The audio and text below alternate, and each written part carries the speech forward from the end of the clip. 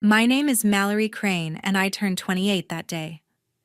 At my birthday party, my brother's daughter, 10 years old, grabbed my cake and smashed it into the ground. "Eat it off the dirt," she sneered. My family, my mother, father, and brother burst into laughter, their voices sharp slicing through the Fargo night. No one apologized. I stared at the cake, its icing melting into the soil, my chest tight with a familiar ache. I didn't say a word. I turned, walked to my car, and drove back to my apartment, the hum of the engine drowning out their mockery. Hours later, my phone lit up. A message from my father: "Don't ever show your face here again." My brother's name popped up. He'd liked the message.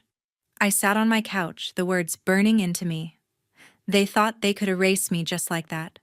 I typed back, my fingers steady. "You'll see what you lose without me."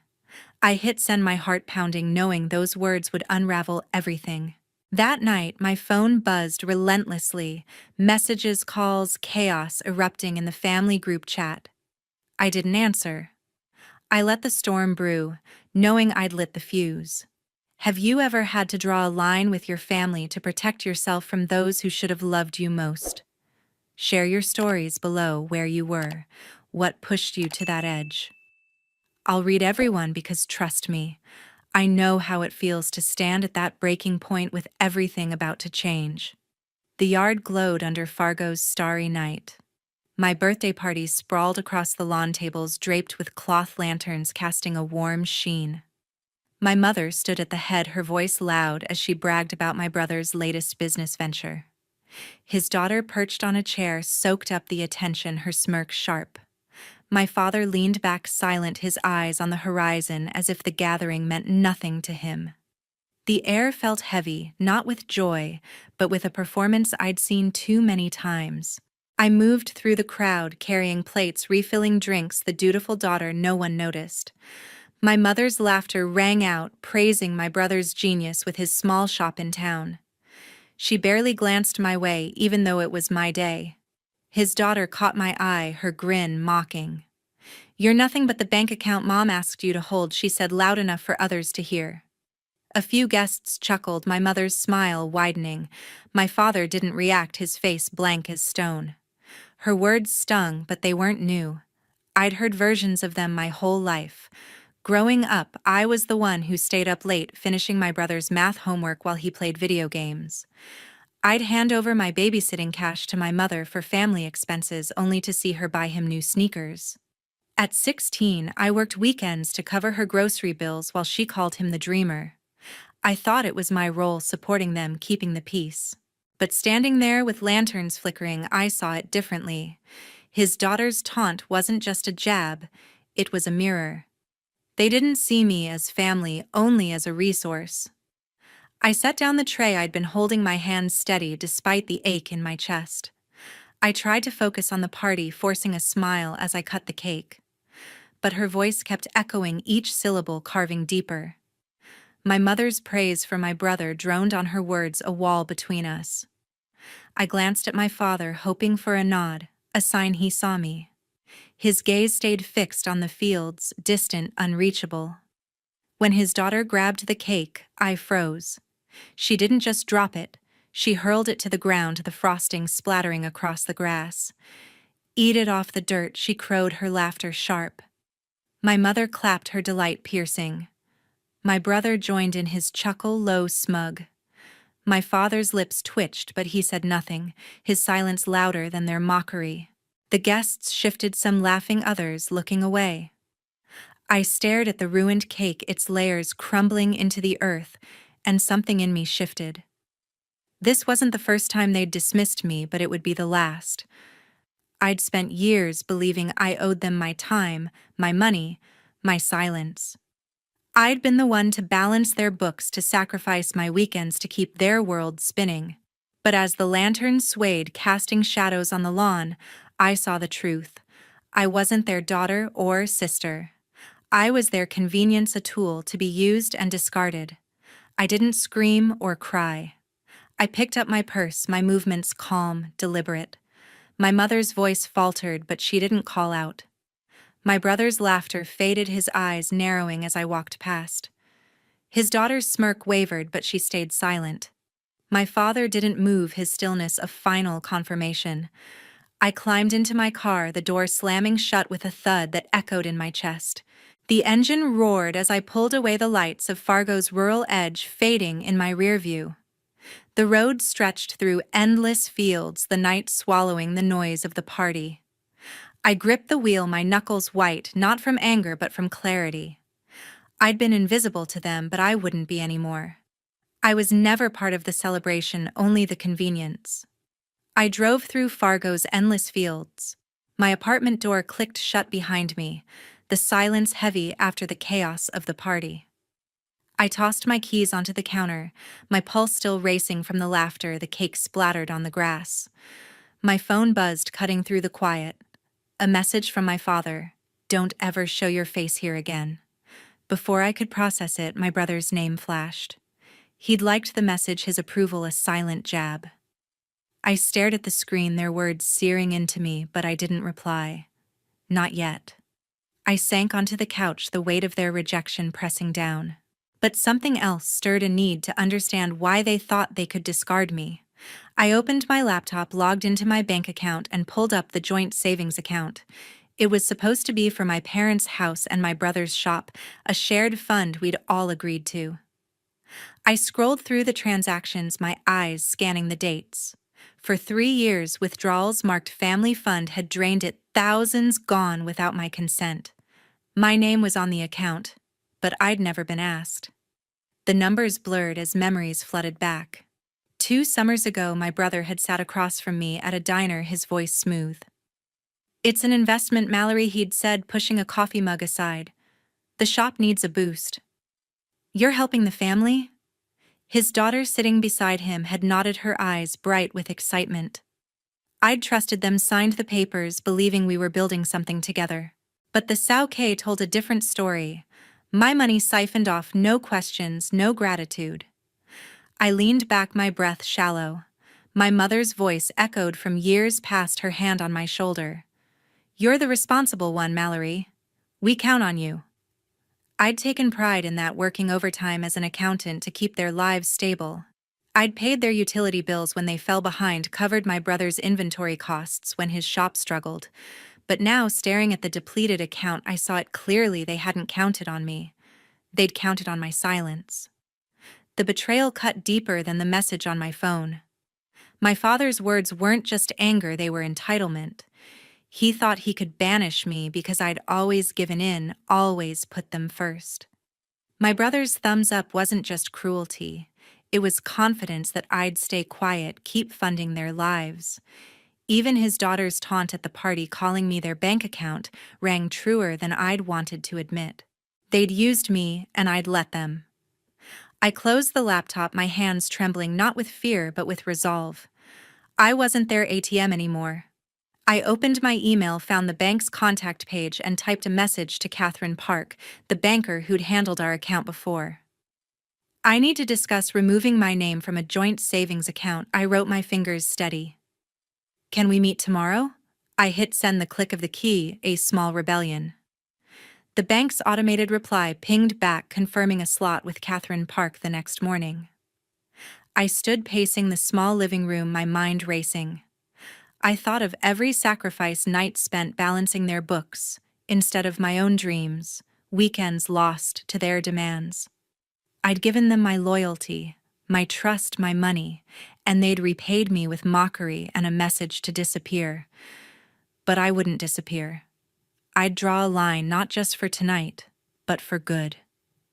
My phone buzzed again, another message from my father, but I didn't open it. I didn't need to.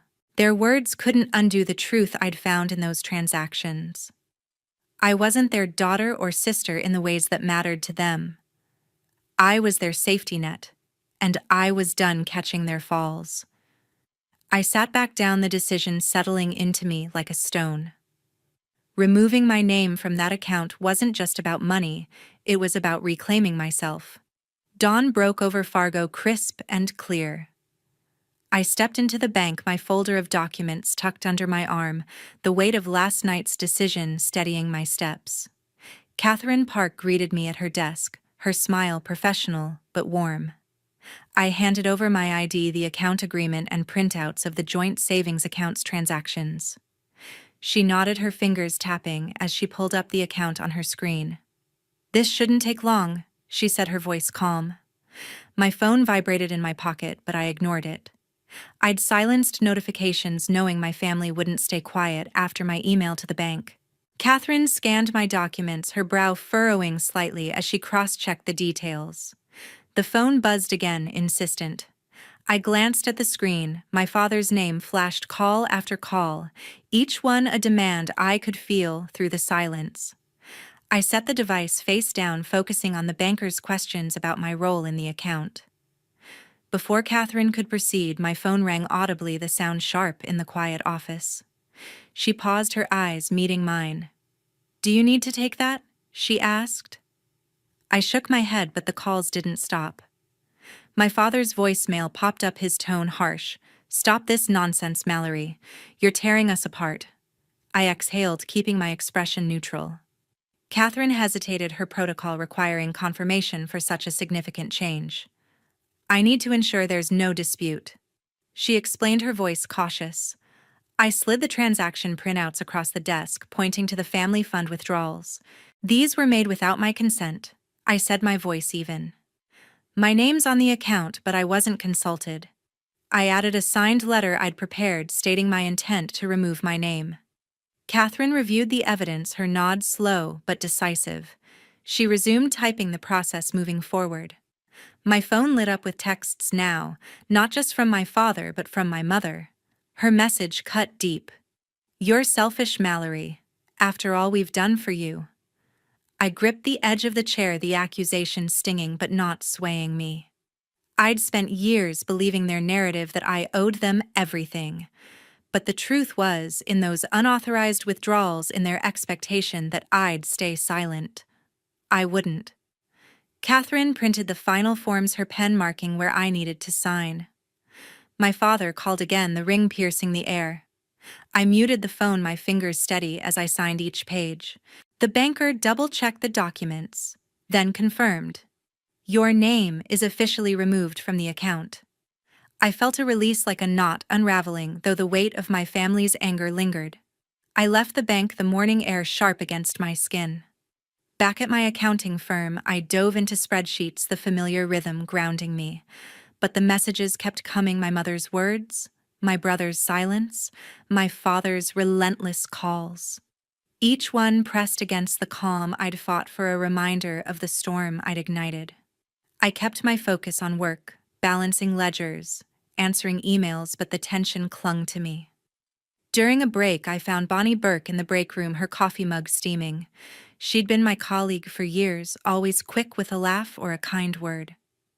I hesitated, then told her about the bank, the calls, the texts branding me selfish. I cut myself off from their account. I said, my voice low. "They're furious." Bonnie listened, her eyes steady. "You did what you had to," she said, her tone firm. "They don't get to use you and then guilt you for standing up." Her words hit like a lifeline.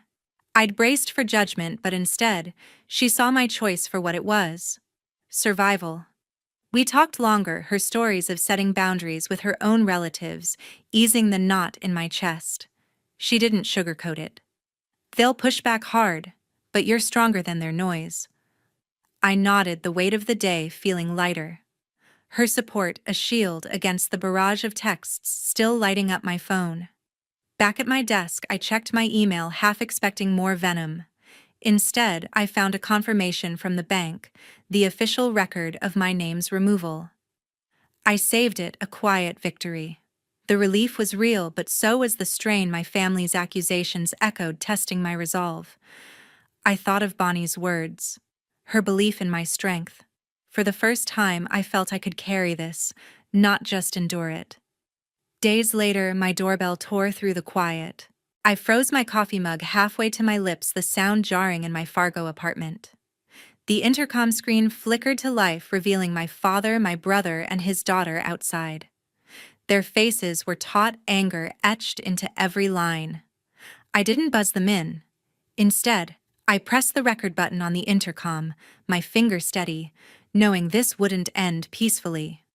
My father's voice boomed through the speaker, raw and unhinged. "Open the door, Mallory. You think you can just walk away?" He pounded on the entrance, the sound echoing in my small living room. My brother stepped closer, his eyes narrow, his words sharp. "You're gonna regret this," he said, his tone low, menacing. "You don't get to ruin us and hide." His daughter stood behind them, her arms crossed, her face half hidden in the shadows.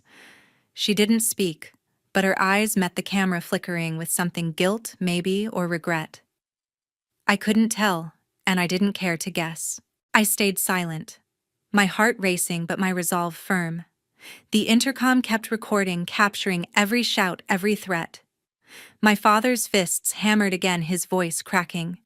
"You owe us. After everything, you betray us like this."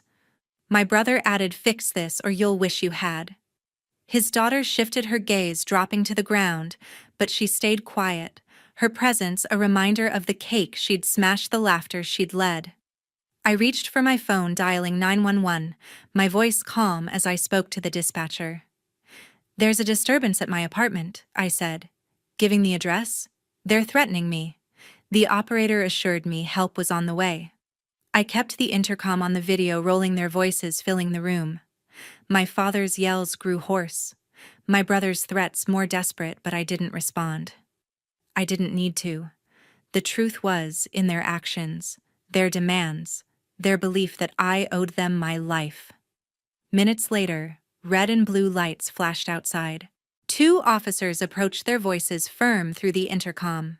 "Step back from the door," one commanded. My father's shouting faltered, but he didn't move at first. My brother cursed under his breath, pulling his daughter closer as if shielding her from the consequences. The officers repeated their order, their tone leaving no room for argument. Slowly, my father stepped back, his fists unclenching, his face red with fury. I opened the door just enough to speak, staying behind the chain lock. "They've been threatening me," I told the officers, my voice steady. I showed them the intercom footage, the screen replaying my father's shouts, my brother's warnings. The second officer watched, his expression grim, while the first addressed my family. "You need to leave now," he said. "This is private property and you're not welcome." My father sputtered. "She's my daughter." The officer cut him off. "Doesn't give you the right to harass her. Leave, or we'll escort you." My brother glared at me, his jaw tight, but he didn't speak. His daughter lingered behind, her eyes meeting mine again. "I didn't mean it," she mumbled, barely audible, her voice small. I looked at her, her half-hearted apology hanging in the air, but I said nothing. Words didn't undo what they'd done. The officers stood firm, and my family retreated, their footsteps fading down the hall. I closed the door, the lock clicking into place, the silence returning. I saved the intercom video to my laptop, labeling it with the date, a safeguard against whatever they might try next. Sitting on my couch, I replayed the footage in my mind, not the shouts or threats, but the clarity it brought. They hadn't come to apologize or rebuild. They'd come to demand, to intimidate, to pull me back into their control. My father's anger, my brother's threats, even his daughter's quiet regret, they weren't about love or family. They were about money, about the account I'd walked away from, the safety net I'd refused to be. I'd spent years believing their bond with me was real, flawed but genuine. But now, watching their desperation unfold, I saw the truth. They valued my wallet, not my worth. The realization settled into me, heavy but freeing. I'd drawn a line at the bank, but this moment made it real. The video wasn't just evidence. It was proof of the boundary I'd set, a wall between me and their chaos. I didn't feel triumph, but I felt power, not over them, but over myself. They could yell, threaten, or beg, but they couldn't cross that line. I'd made sure of it. Weeks passed. Then my phone buzzed again. I was in my Fargo apartment scrolling through emails when a notification from Instagram popped up. My brother had posted a photo of our family at a picnic, smiling under a bright sky. The caption hit like a punch. Some people choose to destroy family. We're stronger without them. My name wasn't tagged, but the words, Ke Fa Huai Gia Jin, screamed through the subtext. I clicked the post, my stomach tightening as I saw comments from distant cousins and old neighbors. What a shame, one wrote. Family comes first, another added their judgment sharp and public. The post spread fast, racking up likes and shares, each one a reminder of how far my brother would go to paint me as the villain. I sat back, my fingers hovering over the keyboard, tempted to fire back. But I knew better. Reacting online would only fuel his narrative. Instead, I opened my email, drafting a message to my colleagues at the accounting firm. I kept it brief, professional. You may have seen a misleading social media post about me. I've stepped back from family financial obligations to focus on my career. Thank you for your support. I hit send, my heart steady, knowing gossip could reach the office, but trusting my reputation would hold. The next morning, my inbox pinged with a message from the bank. The subject line read, "Final confirmation of account responsibility release." I opened it, scanning the formal language that freed me from the joint savings account. The document was a quiet victory, proof that my decision at the bank had closed their access to my money for good. I saved it alongside the intercom video from weeks ago, building a record of my boundaries, each file a brick in the wall I'd raised. At work, I buried myself in client files, the numbers grounding me against the sting of my brother's post. During a team meeting, Lois Gray, my boss, pulled me aside. Her office was lined with awards, a testament to her no-nonsense leadership. "I saw your email," she said, her tone direct. "You handled that with class. Not many could stay composed under that kind of attack." I nodded, expecting a pat on the back, but she leaned forward. "We're looking at a senior accountant position. Your work's been stellar, and this shows you can handle pressure. Think about it." Her words caught me off guard, a spark of pride cutting through the haze of the past weeks. A promotion wasn't just a raise, it was recognition, a chance to build something for myself, not my family. I thanked her, my voice steady, but inside I felt a surge of confidence, like a door opening to a life I'd put on hold.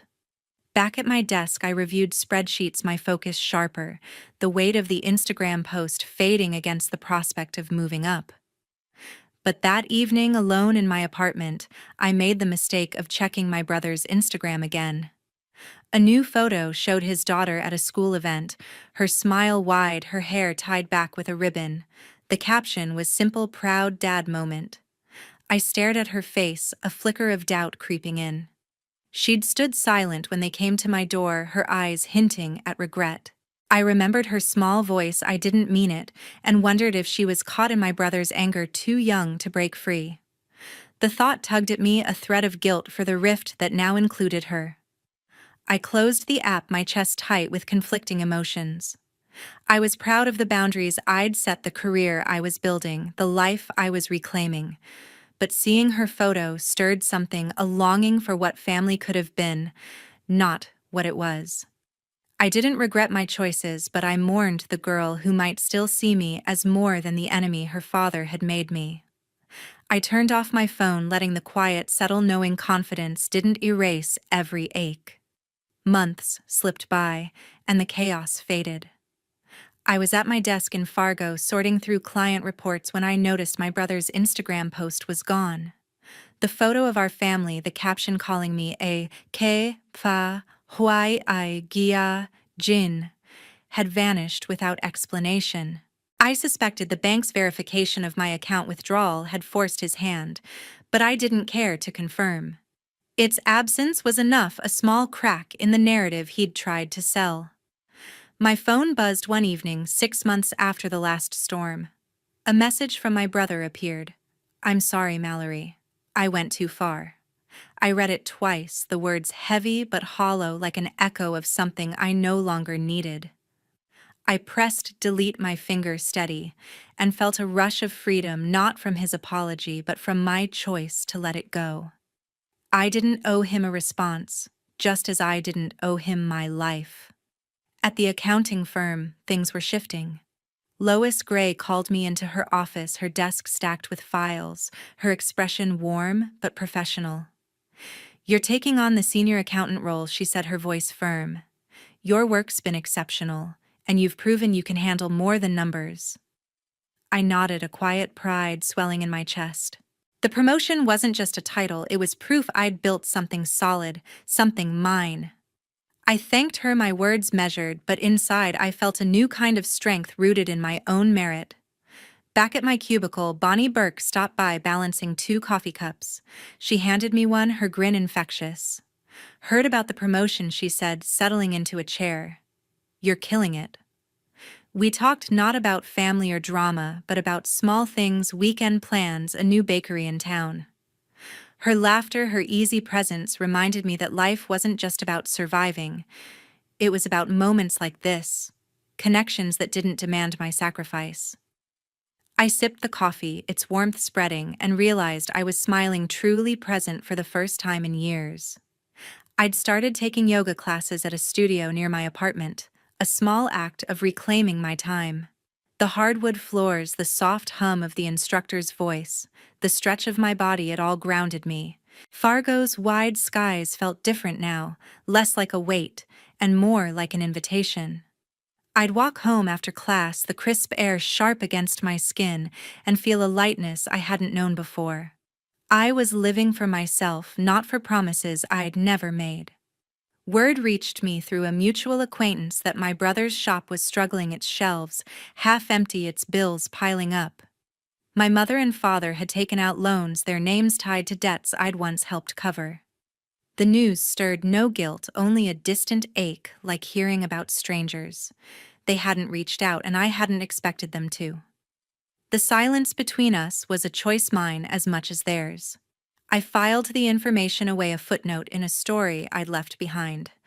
A year later, I sat with Bonnie Burke by the window of a Fargo cafe, the hum of conversation blending with the clink of cups.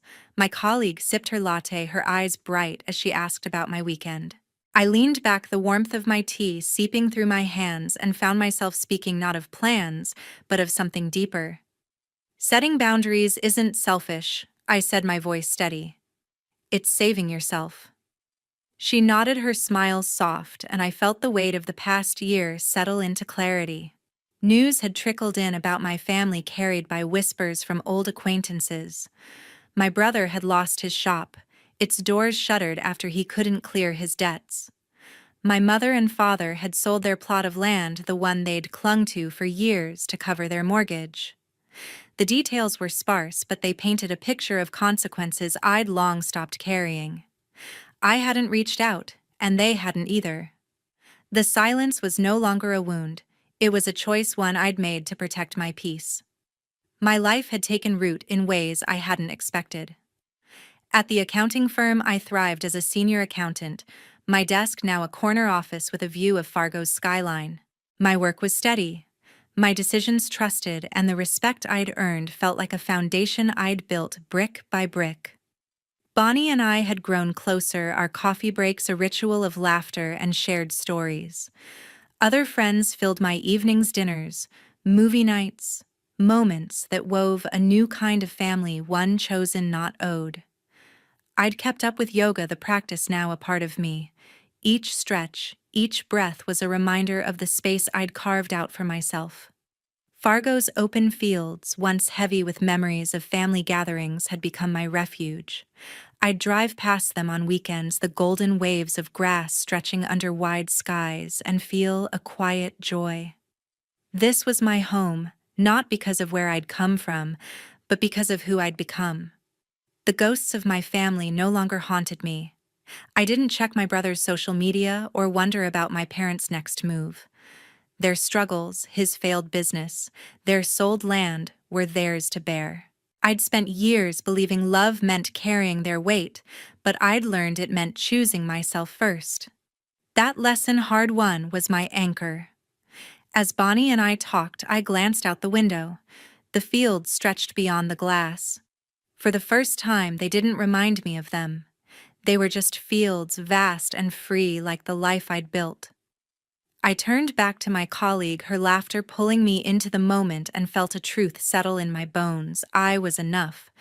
This journey hadn't been about revenge or proving them wrong. It was about understanding that my worth wasn't tied to their demands. I'd walked away from a savings account, from threats at my door, from words that cut deep, and found something stronger myself. To anyone listening, I'd say this: boundaries aren't walls to keep others out. They're doors to let your own light in. Mine led me here, to a life I love, to a freedom I never knew I could claim.